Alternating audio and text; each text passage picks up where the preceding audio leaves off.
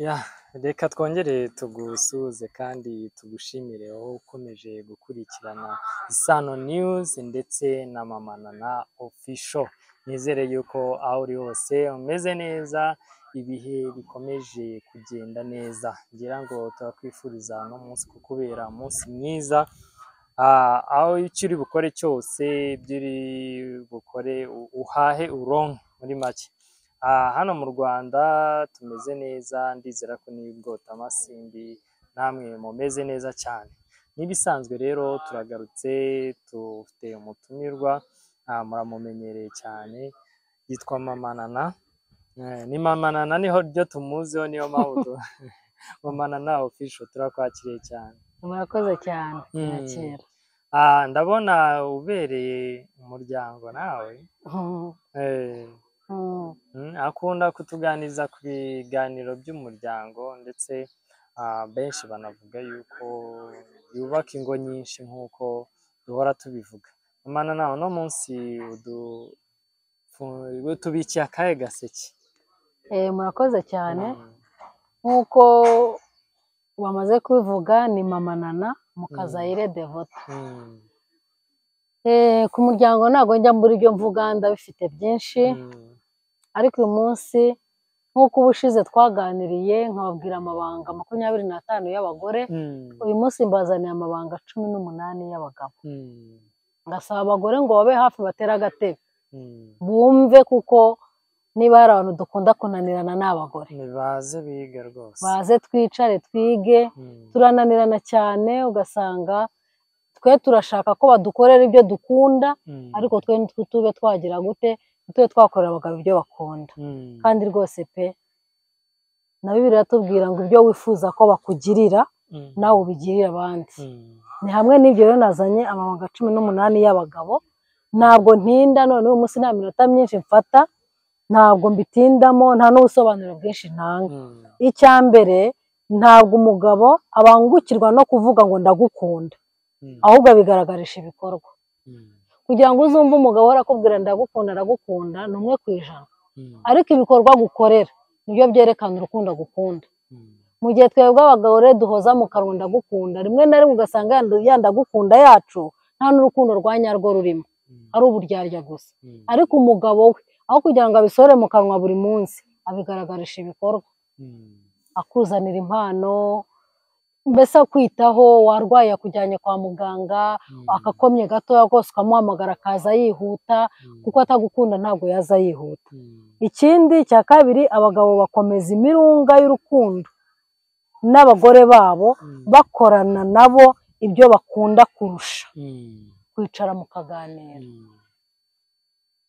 Buriya umugabo ashobora, buriya n'icyo abagabo baturusha, cyane cyane iyo umusore ajya gukunda umukobwa, aba afite kondisiyozi agenderaho, akabanza akareba umukobwa akamwitegereza, kondisiyo ashaka akazimurebaho, yamara kuzibona akabona ko yamubwira ngo ndagushaka, ndagukunda, ndagukeneye. Niyo mpamvu rero igihe cyose, kuko aba azi ibyo ukunda, yarabigenzuye, kugira ngo akomeze umurunga w'urukundo, nuko akomeza gukora bya bindi ukunda, igihe cyose yirinda gukora ibyo wanga. Icya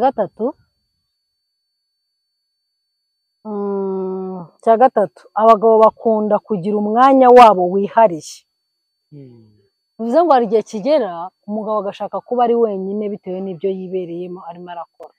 Wa mugore rero, niba umugabo ashatse wa mwanya we wihariye, ubimubangamira, kuko afite ibyo ashaka gutekerezaho. Niba ufite urugo mu ntoki, niba ufite urugo mu nshingano ze, kwicara agakora plani y'urugo rwe, hari igihe badashaka ko hari undi umuvangira.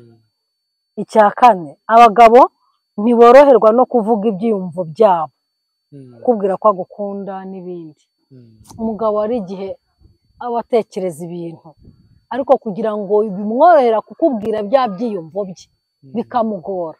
Burya abagabo bakunda guhora bacecetse. Abenshi ntabwo bakunda kugira amagambo menshi. Icya gatanu, abagabo ntibita cyane ku by'isura ivuga, kwirakaza cyangwa se kugira agahinda. umwe twigeze kuvuga muri ya mabanga y'abagore ushobora kwirakaza ahubwo ugatuma ajya kure yawe kuko hari abagore ahora yarakaye yirakaje kugira ngo agaragaze ikibazo afite nk'aho yabwiye umugabo ati ngiye mfite ikibazo iki n'iki ugasanga yarakaye yamubwira ati ese madamu bigende gutya ugasanga akunje isura hari abagabo rero bireba bagahita kwihora akanigendera mukaba mwana bipfa rwose akavuga ati ngewe umugore uhora yirakaje buri munsi umugore utavuga umugore ajunjamye umugore uteye itya ngewe sinamushobora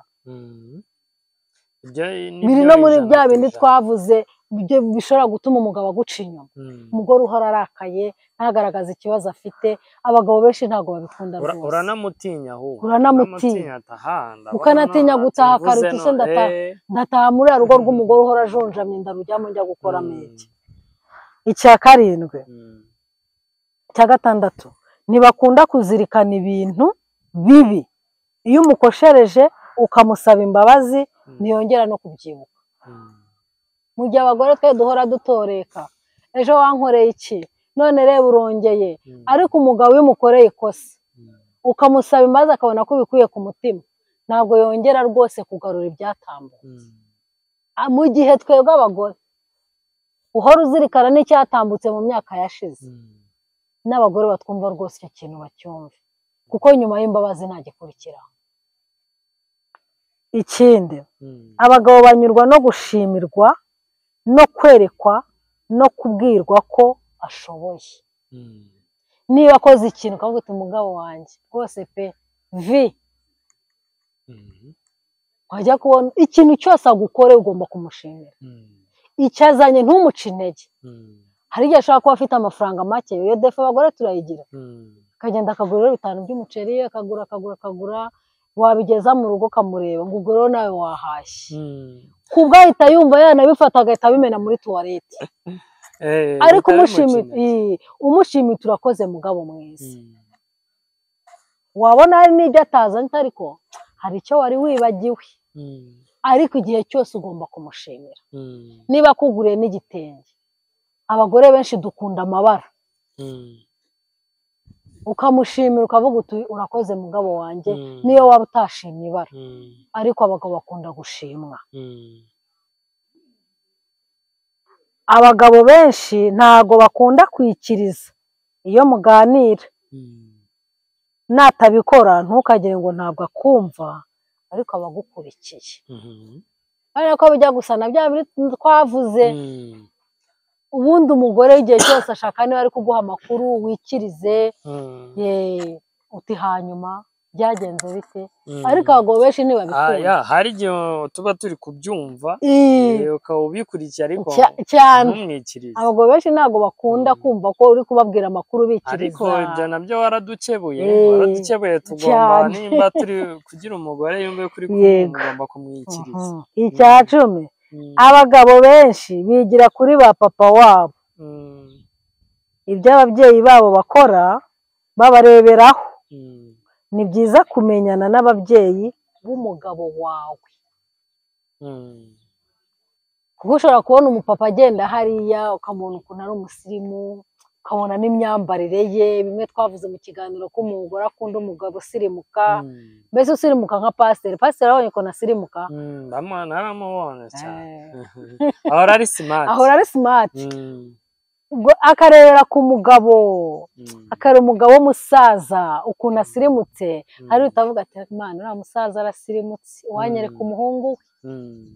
Igihe cyose rero akarebera ku muryango w'umugabo ariko bidabujije ko hari n'abagabo bananiranye umureba ukavuga uriya n'umuhungu we sinamushaka.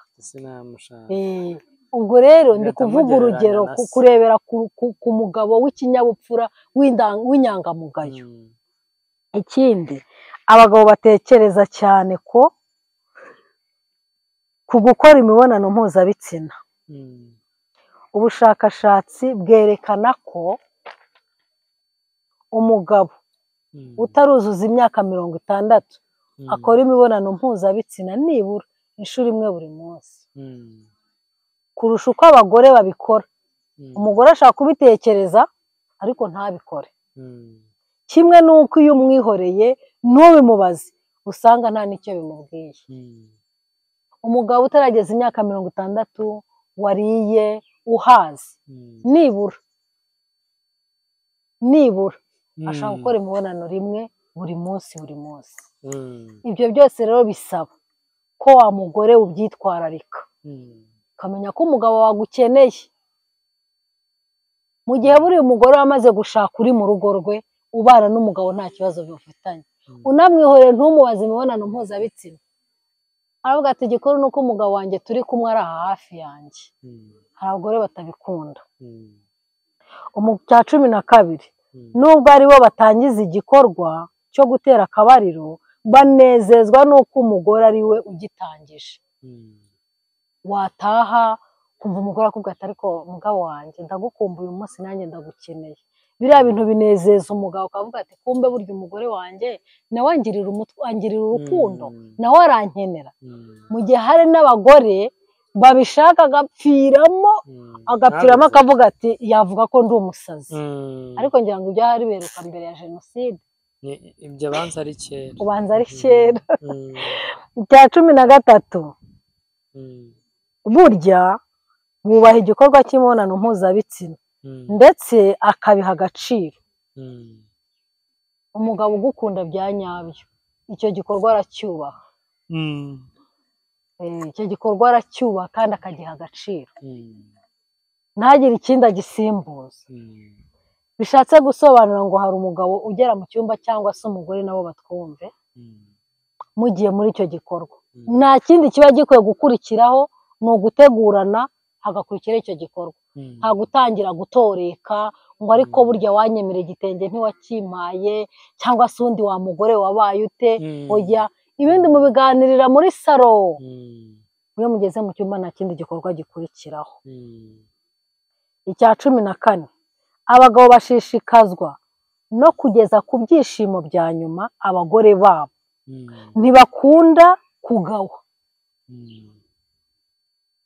Buriya umugabo ucitswe akaba yarangiza umugore we ntacyo arageraho, buriya agahinda karamwica, akavuga ati ndasuzuguritse pe, uyu mugore aciye amazi. Niyo mpamvu bashishikazwa rero no kumva ko umugore ageze ku byishimo bya nyuma. Ni nayo mpamvu umugore aba akwiye guhita amushimira, akavuga ati mugabo wanjye urakoze, kuko aba agaragaje ko anyuzwe n'igikorwa kirangiye. Cya 15, abagabo nabo bagira igihembo. Abagabo nabo bagira igihe bumva badashaka gukora imibonano mpuzabitsina. Wa kundi yatashye yananiwe, yagize akazi kenshi, cyangwa se yahuye n'ibimustresa byinshi, mu mutwe byamuvanze, akabwira umugore ati wihangane uyu munsi ndananiwe ngiye kuryama. Uyu mugore nawe akwiye kumuha agahenge, akamureka akaruhuka, kuko hari impamvu yatumye ibyo bitekerezo bitamurimo. Icya 16, abagabo bakuze bahangayikishwa n'uko batakibasha kubaka urugo nk'uko kera byagendaga. Yego. Icya 17, umugabo utishimiwe mu rukundo ashaka ahandi bamwishimira cyangwa akirundumurira mu bindi. Example, kuba mu mupira, kwikundira televiziyo, kubera ko nta handi hantu yajya kumarira stress.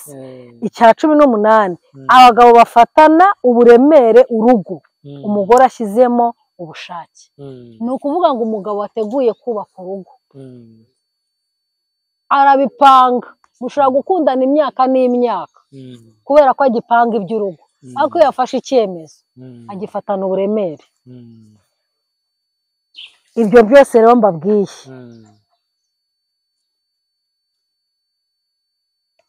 ni ibyo jye nabashije gukusanya muri byinshi. Uwumva hari ibindi yaba akeneye kongeraho abitwongereye muri comment. Nta byinshi mfite byo kuvuga. Imana ibahe umugisha, turwubake rwubakike.